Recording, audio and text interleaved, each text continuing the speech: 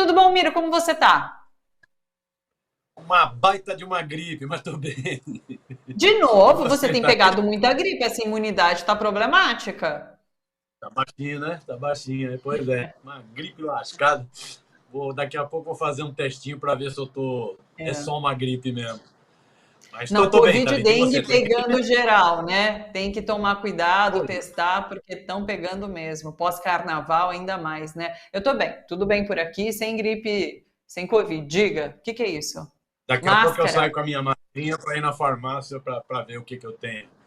Mas vai ser só É, gripinha. Aí depois eu comemoro com uma cachaçinha. olha, essa bebida aí se cuida que baixa a imunidade também, hein? Se cuida, Miro. Ô, Miro, quero É falar uma com você tosezinha. sobre a tosinha, é só um shotzinho. Ô, Miro, quero falar sobre pesquisa, sobre a fala de Lula, mas deixa eu comentar rapidamente essa questão do PL, porque eu acho importante, inclusive, ressaltar que esse recuo do PL vem após essa denúncia que saiu na imprensa. Dá nome, inclusive, né, foi o portal O Eco, de jornalismo ambiental. Eles que trouxeram, então, essa notícia e a repercussão foi muito negativa, o que forçou Valdemar da Costa Neto, então, a retirar ele o assassino aí, confesso, de Chico Mendes, da direção do PL. E a imprensa tem feito esse papel importante, inclusive. Eu quero somar essa notícia, uma outra. A Rádio Escafandro fez uma série de podcast, né, detalhando a atuação de um pastor na Amazônia que faz a gerência de um centro que cuida de pessoas usuárias de drogas. E hoje a Polícia Federal está com uma operação investigando o trabalho análogo à escravidão nesse instituto, que fica no interior do Amazonas e tem esse pastor, então, como o dirigente. Então, assim, a imprensa tem feito um papel importante nessas denúncias e tem guiado, você vê, então, tanto politicamente esse recuo do PL, quanto uma operação da Polícia Federal. Importante isso. Com certeza, Thalita. Esse negócio do bolsonarista, Darcy Alves Pereira, a foto mostra, né? A camisetinha amarela. Só faltava ver se, se no tornozelo tinha uma tornozeleira, mas estava lá com a camiseta amarela, né? Com a mão no peito, um patriota, com a foto do Bolsonaro e da Michelle. É o típico bolsonarista. Estava passando desapercebido, mas é isso. É o cara que confessou o crime, confessou o Sim. assassinato do Chico Mendes. É bem o estilão Bolsonaro. É bem o estilão da milícia bolsonarista. Né? A mãozinha no peito, camiseta amarela. Só não deu para ver o tornozelo se tinha alguma tornozeleira. Né? É bem o estilão milícia bolsonarista. Né?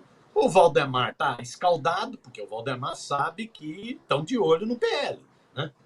Inclusive com a acusação de que o PL participou, né, de todo esse cenário golpista, né, ao questionar as urnas, ao colocar dinheiro público, né, para deslegitimar, descredibilizar o sistema eleitoral brasileiro, ao bancar, né, Braga Neto e outros golpistas dentro do partido.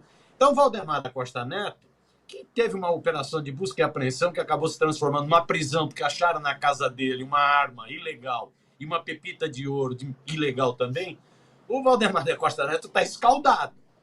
Está Sim. escaldado. Então, de imediato, quando ele viu que o tal do pastor, esse negócio de pastor, acaba afetando a imagem de todas as religiões. Né? Acabam, né? São bandidos, esse é um bandido, é um assassino, confesso, né? E mancha a imagem da própria instituição, da própria denominação religiosa. Tal. Então, ele mudou o nome, passou a ser pastor, né? Escondeu o nome dele, pastor. O Valdemar percebeu e falou: corta esse cara, nós já estamos com os holofotes voltados para a gente. Né? Já tem vereador e prefeito, que correu esse buchicho a semana passada, muito vereador e prefeito dizendo o seguinte: eita peste, será que o PL não vai ter registro cassado? Será que o PL não vai ter essa montoeira de grana, esses 800 milhões de reais que tem de fundo eleitoral barrado? Né? Então, na semana passada, teve especulação de que muito candidato a prefeito e vereador para as eleições municipais agora de outubro já andaram procurando o PL para saber o seguinte: fico no PL ou saio? Né? Ou saio porque a situação do PL complica. Então, Valdemar rapidamente dá a resposta: bota esse assassino, confesso, para fora. Nós não podemos ter o assassino do Chico Mendes, do ambientalista, um caso de repercussão internacional, nós não podemos ter esse cara presidindo um diretório municipal do PL. né? É o Valdemar escaldado, né? Está escaldado, está com medo. Né? Agora, mostra bem o que é o bolsonarismo. Né? Ele pode ter sido cassado no seu mandato de presidente do PL, lá no interior do Pará, né? Mas é bem a cara do que é o bolsonarismo, é esse tipo de coisa. São milicianos mesmo, assassinos, né? Um monte de mercador da fé farsante, né? Um monte de lobista da fé, pastor, um monte de pastor farsante, né? Que eu volto a dizer, né? Depõe contra a imagem das próprias denominações religiosas, isso não tem nada a ver com a religiosidade do povo, o povo tem a sua religião, né? Isso são esses pastores, bispos, apóstolos, ricaços, milionários, com seus jatinhos, iates, mansões, que depõem contra, né, a imagem das denominações religiosas. Esse pastor Daniel, a vigarice do sujeito, ele se esconde no nome. Né? Esse pastor Daniel é mais um caso desses. E é o Valdemar da Costa Neto ligeiro, porque sabe que a situação do PL está complicada. Daqui até, se o Bolsonaro for de fato indiciado, julgado, condenado e preso, a situação do PL fica complicada, porque o PL foi cúmplice de toda a ação do Bolsonaro, né, nessa, como disse o Alexandre de Moraes, nessa dinâmica golpista. Né? Sim. Então é interessante. E sabe que eu dou até um voto de confiança para o Valdemar da Costa Neto em ele não saber, né, que se tratava do assassino confesso, mas ali no diretório, ali na cidade, certamente todo mundo sabia, não foi por acaso que essa pessoa chega à direção ali do PL no município de Medicilândia, então é realmente a cara do bolsonarismo e tá aí, né? Vamos falar um pouquinho sobre manifestação de domingo, sobre essa pesquisa Genial Quest, né? A Genial Quest sempre traz alguns dados bastante interessantes para a gente repercutir. E além daqueles que a gente já deu, separei alguns outros. Olha só, nem mesmo o eleitorado bolsonarista acredita nos efeitos jurídicos em favor do ex-presidente de Jair Bolsonaro. Depois desse ato, 14% apenas dos eleitores de Bolsonaro acreditam que ele pode se beneficiar juridicamente. Bastante interessante. A maioria, 53%, considera que essas investigações em curso não tornam Jair Bolsonaro uma vítima de perseguição, que era um dos objetivos, inclusive, do ato ali, né, criar essa narrativa, e Bolsonaro não conseguiu emplacar também a tese de que a justiça teria errado ao torná-lo inelegível. 51% dos brasileiros apoiam a decisão da justiça. Miro, como você vê então essa pesquisa, esses números e a manifestação que aconteceu no domingo, né? Então, Thalita, como você diz, essas pesquisas da Quest são sempre muito interessantes. Eu peguei o fio do Felipe Nunes, que é o fundador da Quest, diretor da Quest, né? Ele manda. Muito interessante, mostra isso. Primeiro mostra que foi grande, né? Que nem disse o Lula na entrevista para o Kennedy. Foi grande, foi uma manifestação grande. Lógico que não é o grande que os bolsonaristas divulgaram antes e depois.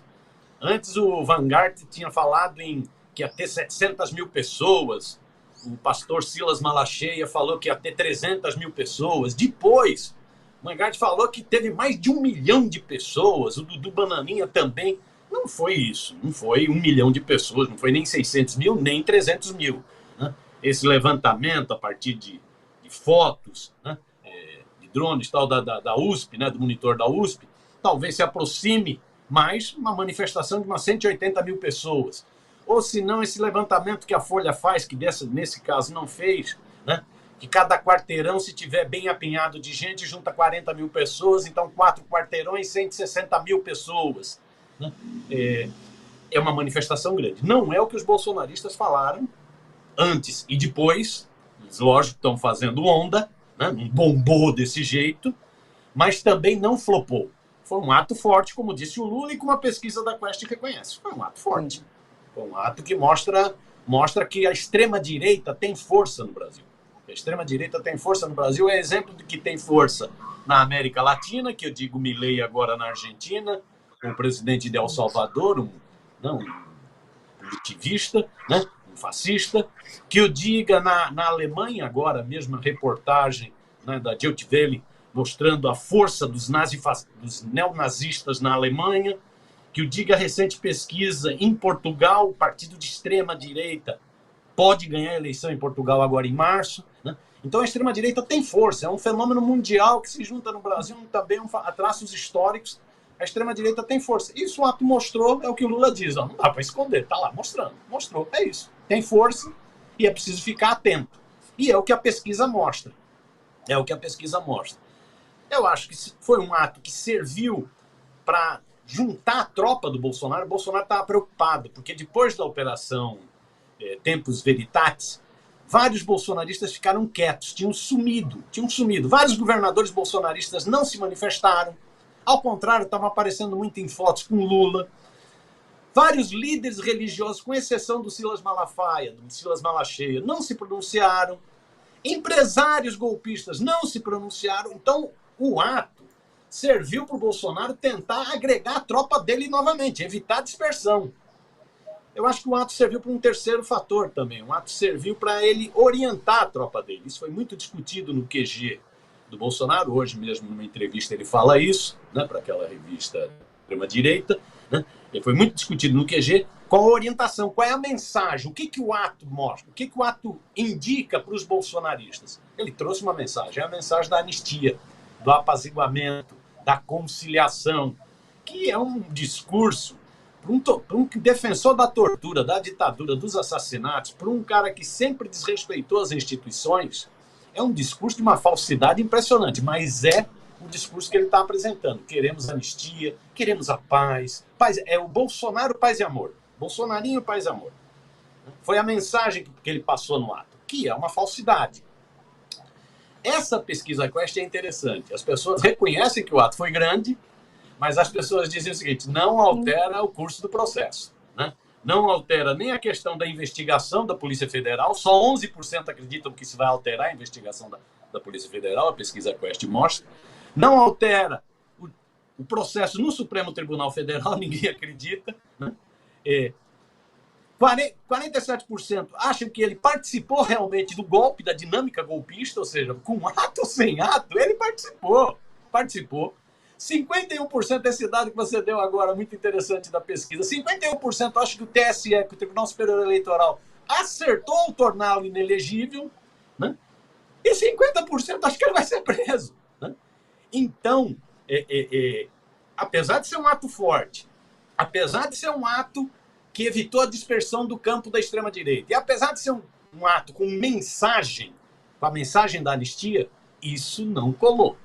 Isso não colou e não dá para colar. Novamente volta a entrevista do Lula com Kennedy. Não dá para brincar com a extrema-direita. Não é o executivo que vai mandar prender. O executivo não manda prender. Mas tem que seguir o processo, com direito, inclusive, à presunção da inocência, coisa que o Lula não teve. Bolsonaro tem direito à presunção da inocência. Ele não merece, mas tudo bem. Né? Mas tem direito. Né? Mas tem que seguir o processo sem passar a mão. Né? Não vamos repetir o erro de 64 com os militares. Não, passar a mão é alimentar cobra. Então, a bandeira do sem anistia, ela é uma bandeira que é exatamente para se contrapor à mensagem que o Bolsonaro apresentou na Paulista. Na Paulista, o Bolsonaro fala com anistia. A bandeira do sem anistia tem que ganhar força, né? Tem que ganhar força para evitar que novamente nós tenhamos um processo de passar pano, de passar a mão, né? De apaziguar no cemitério, né? A paz do cemitério. Né? Então, acho que a pesquisa é muito interessante. O ato, acho que é isso. Tem muitas contradições, né? Mostrou força, evitou dispersão, passou mensagem, serviu também para a campanha eleitoral do PL, né? Até, inclusive, com o assassino de Chico Mendes, serviu para a campanha eleitoral do PL em outubro, serviu. Mas tem muitas contradições. Eu fico imaginando do jeito que essa família Bolsonaro é neurótica, né? Com mania de perseguição, Carluxo não foi, né? Ficou ouvindo música, ficou divulgando música, né? Não foi no ato, que estranho. Mas do jeito que essa família é maluca... Mas você sabe, Miro, que eu acho, inclusive... Você sabe que eu acho que, inclusive, os filhos de Bolsonaro não participaram mais efetivamente desse ato, porque Michele foi uma grande personagem do ato, né? E eles todos são brigados com a Michele. Então, a Michelle estava lá no carro de som e fez esse discurso que chamou a atenção. Muita gente disse que, inclusive, foi muito mais importante do que o do próprio Jair Bolsonaro. E, por isso, acho que os filhos, nenhum deles esteve ali junto, em palanque, no carro de som, justamente por conta da presença de Michelle.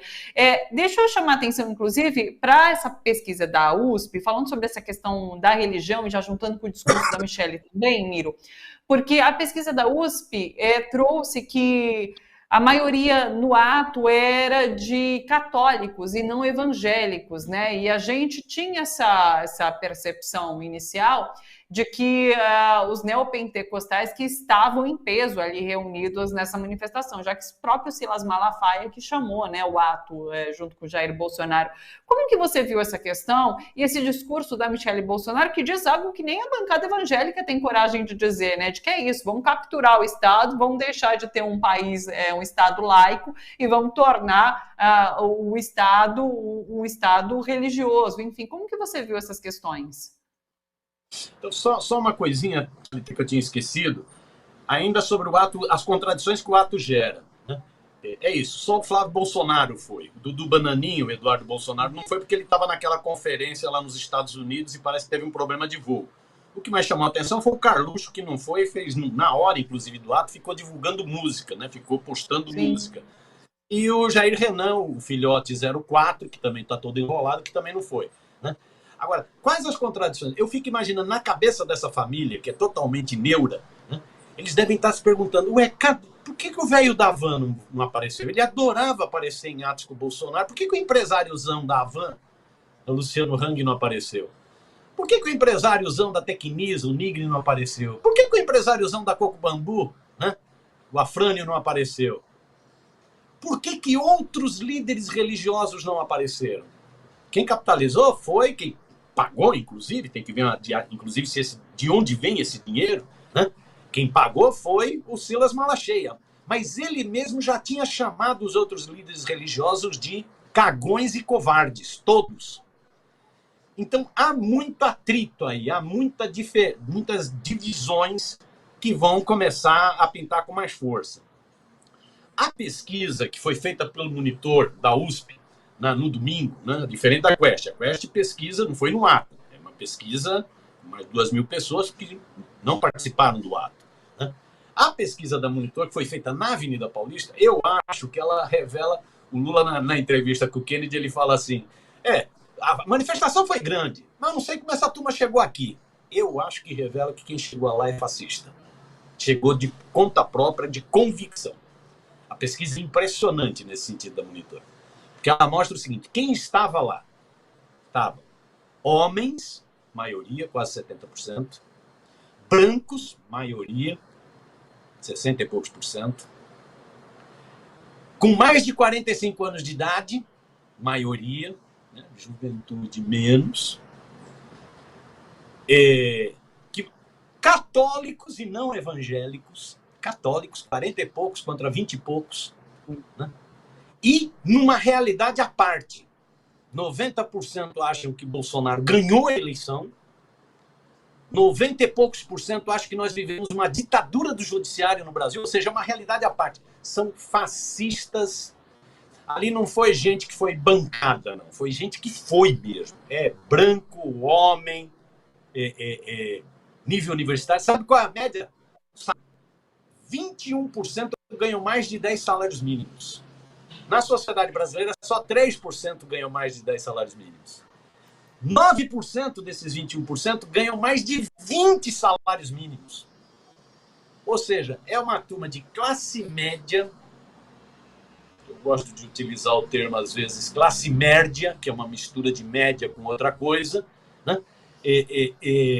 É uma turma de classe média ressentida, que não aceita o resultado das eleições, que acha que o Bolsonaro ganhou, 90% acham que o Bolsonaro ganhou, que acham que nós vivemos debaixo de uma ditadura, mesmo eles fazendo a manifestação, nós vivemos debaixo de uma ditadura, eles que defendem a ditadura, eles que defendem tortura, pau de arara, morte, né? Acham que nós vivemos debaixo de uma ditadura.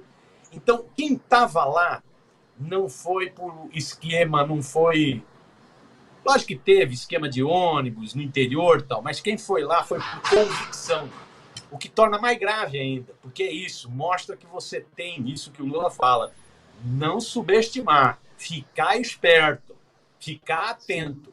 Você tem uma galera de extrema-direita orgânica no Brasil hoje. Então, às vezes eu vejo, a gente tem uma tendência a menosprezar, a fazer chacota. Ah, não, eles têm força na internet porque eles pagam, eles impulsionam, é robô. Tem robô, tem dinheiro, tem tudo isso, mas tem militância. Tem militância. E no ato na Paulista o que tinha era militância, que vai, inclusive, mostra isso. Destoa. Se falava, não, era evangélico, evangélico, evangélico. Não era evangélico. Não era evangélico. 48, se eu não me engano, na pesquisa do Monitor da última, 48% católico. É que você tinha até uns 10% de espiritistas e ateus. Que maluquice! Que maluquice! O discurso da Michelle valia, inclusive, analisar se ela não cometeu crime, né, de desrespeito à Constituição brasileira, que é um Estado laico. Mas uma coisa de meio de supremacia cristã, que é uma coisa que está muito em moda em alguns países da Europa, nos Estados Unidos. Ela traz. Né? Tem que ver. Agora, é isso, ela fala para o público dela. Ela fala como candidata. A Michelle é candidata. Vamos ver ao quê? É isso, a gente segue acompanhando tudo isso. Só o Lula realmente, só para finalizar, Lula ele fala sobre a manifestação ter sido grande, chama bastante atenção para essa força da extrema direita, né? Acho que isso foi muito impactante da fala dele, bastante importante. E ele passa esse recado para o Bolsonaro em relação à anistia, né? De que calma, você está pedindo anistia, é uma confissão de crime, espera ser julgado, espera ser o processo todo. Mas achei bastante interessante esse recado que ele passa diretamente para Bolsonaro. Miro, e tem essa fala, claro, daí eu já faço o link, inclusive, com a nossa próxima entrevista, a gente vai tratar sobre geopolítica mundial, tem essa fala sobre Israel, né? Mais uma vez, a Lula vem subindo o tom e agora vem se pronunciando cada vez de forma mais contundente com críticas a Israel por conta desse genocídio. Porque é isso, a gente tem comentado aqui, a gente não aguenta mais assistir esse genocídio sendo televisionado, sendo transmitido ao vivo, sem que nada seja feito para barrar essa atuação sanguinolenta de Israel. E Lula vem se posicionando. Então, assim, mais uma fala importante. Ele, dessa vez, ele dá o nome de Netanyahu, né? Netanyahu está cometendo esse genocídio, porque teve toda aquela barulheira, ele citou o Holocausto, ele fala, eu não falei a palavra Holocausto, de fato ele não tinha falado, a mídia levantou isso, né, para criticar de diversas formas a fala de Lula. Mas importante mais essa fala e é algo que ele vem fazendo agora com mais contundência, não, Miro? Então, sempre deixo uma observaçãozinha ainda penduradinha, né? Que coisa que você levantou. Eu acho que o Bolsonaro cometeu um crime na manifestação da Paulista, que foi antecipação de eleição, de campanha eleitoral. Isso o TSE poderia analisar. E eu acho que o Bolsonaro, que nem disse o Lula, reconheceu um crime. O Bolsonaro reconheceu a minuta do golpe. Ele estava negando, reconheceu. Sim. Ou seja, esse ato pode ser um tiro no pé. Se ele está achando que o Supremo vai baixar a bola, né? Esse ato, como disse, não sei qual foi, não sei se foi o Barroso que falou assim, se nós enfrentamos, quando ele era governo, quando ele tinha um exército que ele dizia que era o exército dele, né? Quando ele tinha todo o poder, por que nós não vamos enfrentar agora que ele não tem mais isso? Né? Então, vamos ver se o Supremo dá sequência, a bola agora está para o Supremo, dá sequência e tem mais esses dois fatores de crimes. Com relação ao que está ocorrendo com o povo palestino, né? Que eu acho isso, viu, Thalita? Não é, aqui, o que está ocorrendo lá não é guerra e não é contra o Hamas. O que está ocorrendo lá é genocídio contra o povo palestino. Eu acho que o presidente Lula tem sido de uma coragem, ele tem lavado a alma de quem falava isso. Sim. Tem sido de uma coragem impressionante, não está se dobrando à pressão dessa mídia que tem grande influência do lobby sionista, não está se dobrando, não está se dobrando. Não está se dobrando a pressão das potências dos Estados Unidos, da Europa, não se dobra, ao contrário, manifesta firmeza, inclusive agora na visita do secretário de Estado dos Estados Unidos ao Brasil, manifesta firmeza, não se dobra e continua com a sua linha, continua com a linha que é a defesa da paz, que é a defesa da coexistência entre os dois povos, que é a defesa dos dois estados, que é a linha que Itamaraty adota há muito tempo. Então, numa postura muito corajosa. E ele vai aumentando o tom, porque talvez, tem muita informação, né, mais do que a gente, né, de embaixada, de todo o corpo diplomático, de outras fontes. Ele vai aumentando o tom, talvez percebendo isso, que o Bibi Netanyahu, ele está muito isolado. As manifestações em Israel contra o Netanyahu voltaram a ganhar muita força. Esse final de semana foram, inclusive, manifestações que acabaram com choque com a polícia. Manifestações gigantescas. O Netanyahu é o que dessa vez o Lula foi para cima dele. O Netanyahu, eu conheço bem o Netanyahu, ele fala. É um homem de extrema direita. O Netanyahu é um nazi-sionista. Eles podem não gostar desse termo, mas o Netanyahu é um nazi-sionista. É um homem de extrema direita, é um fascistoide de primeiro, que está nesse movimento todo, porque se ele estava para cair antes de outubro, antes das ações do Hamas, Netanyahu estava para cair. Ele ia ser empichado por estar tentando implementar no Estado de Israel medidas mais autoritárias, inclusive contra o Poder Judiciário. Então eram manifestações toda semana, todo final de semana, gigantescos para empichá-lo. E ele estava correndo sério risco de ser empichado e ir direto para a cadeia, porque ele tem várias denúncias de corrupção, tem 5 processos de corrupção contra ele. Então, Netanyahu, é o que o Lula diz, eu conheço esse sujeito é de extrema-direita, ele está querendo fazer palanque, ele está querendo salvar o seu mandato e salvar a sua pele matando crianças. É isso que ele está fazendo. Matando crianças, deixando criança em um hospital sem anestesia. Deixando criança, que é a matéria do Jamil Chad essa semana, se eu não me engano, que é isso, né? Crianças de 5 anos que dizem o seguinte, preferem morrer. Né? Então eu acho que o Lula está batendo com força, corretíssimo, deve estar percebendo que o Netanyahu está por um fio. Vamos ver. Corretíssimo, é isso. Miro, sempre bom conversar com você, viu? Uma ótima semana, bom trabalho por aí, beijo grande e até quarta. Beijãozão, Thalita, bom trabalho, tá? Tchau, até a próxima. Se cuida, viu? Se cuida, vai lá fazer teste, cuida da sua imunidade. Beijo grande para você.